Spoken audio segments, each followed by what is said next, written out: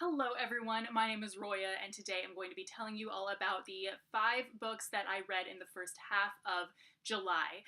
And the first two were audiobooks, and those were The King of Atolia and A Conspiracy of Kings by Megan Whalen Turner, the third and fourth books in the Queen's Thief series. And I have to tell you guys, these books are now my favorite books. I kid you not. This series is incredible. I think the third one is my absolute favorite out of all of them. But yeah, so I'm not kidding, you guys. Oryx and Crake is no longer my favorite book. Lord of the Rings is no longer my favorite book.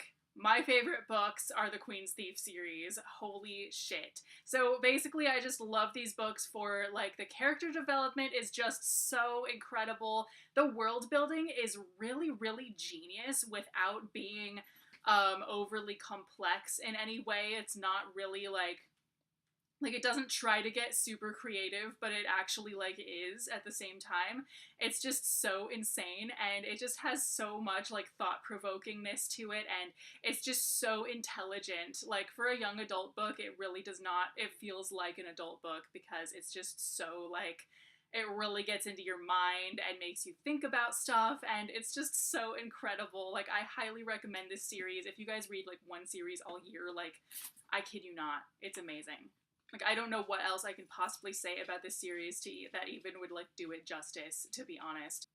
The first book that I finished in the month of July, I actually finished it on June 31st, but it didn't make it into my June wrap-up because I had already filmed it. That is Heartless by Marissa Meyer, and this is about the Queen of Hearts before she becomes the Queen of Hearts, before Alice in Wonderland happens. So basically, I really, really liked this book a lot more than I kind of anticipated that I would.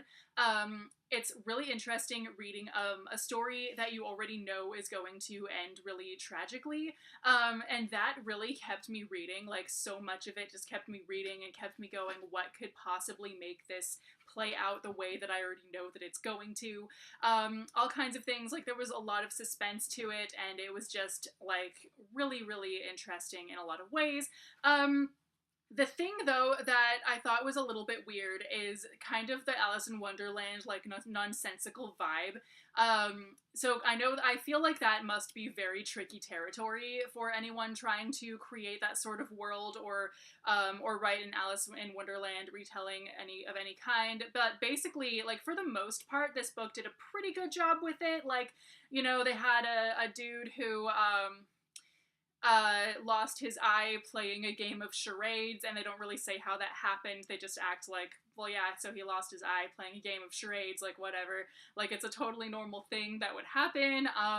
Instead of surgeons, they have sturgeons. That obviously, that's kind of fish, if you don't know. So basically when someone gets injured they have to go to the beach and the sturgeons help them, that kind of stuff. So that was really interesting, but then also a lot of it felt like really magical realism-y when this is already a fantasy book. So basically it was dragging in all this stuff that was not typical of the magic of this world, but they were kind of passing it off, like acting like it was normal.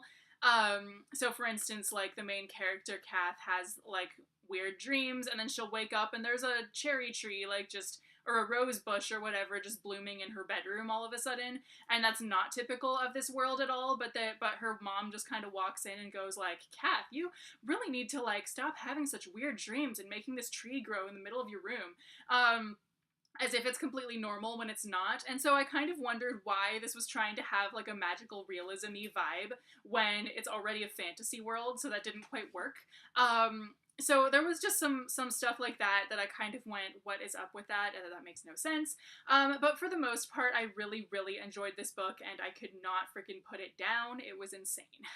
Next, Katie from Katie Loves to Read was doing a read-along of this book, and it is still going on for the entire month of July, so it's not too late to participate. I will leave the link to it down below. But that is Tigana by Guy Gavriel Kay, and this book is about some people in a sort of Chinese-y fantasy world, and their country used to be called Tigana, but it was conquered by this sorcerer dude, and basically the people there are made to forget the name of their country and basically like their very nationality and everything through magic. And so then eventually some people kind of catch on to what's happening and a rebellion happens. So this is a really, really interesting book. It is just so weird and interesting and super good. I kept feeling the entire time like it would be more compelling if this was taking place a couple of generations after the original people that got conquered and not literally those same people. But then by the end of the book, I kind of felt like, no, it did make sense for it to be literally those same people who forgot through magic.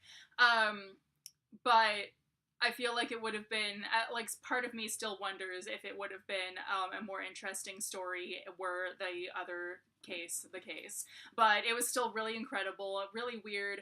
It was so full of twists, like, right at the up until the end, there was a twist. Like, it was just insane. Also, there are some really badass women in this, and just kind of badass people overall. There is about 100 pages worth of, like, setup, and this is a very info-dumpy story, so if you don't like info-dumpy stories, this might not be for you, but, like, I love info-dumpy stories, so it was definitely for me. Also, it's the first time that I've really, like, read a whole book the whole way through and then gone back and reread the prologue because I felt like it made more sense that way somehow. I was like, oh, I didn't really get what was going on in the prologue, but, like, maybe I should go back and read it and see what the deal was. So I did, and it made more sense. It was weird. So definitely a good book. And the last book that I finished in the first half of July was Kitty Hawk and the Curse of the Yukon Gold by Ian Reading, and this was sent to me by Book Publicity Services in exchange for an honest review. So thank you so much, Book Publicity Services, for sending me this, and I will have a full review up very soon.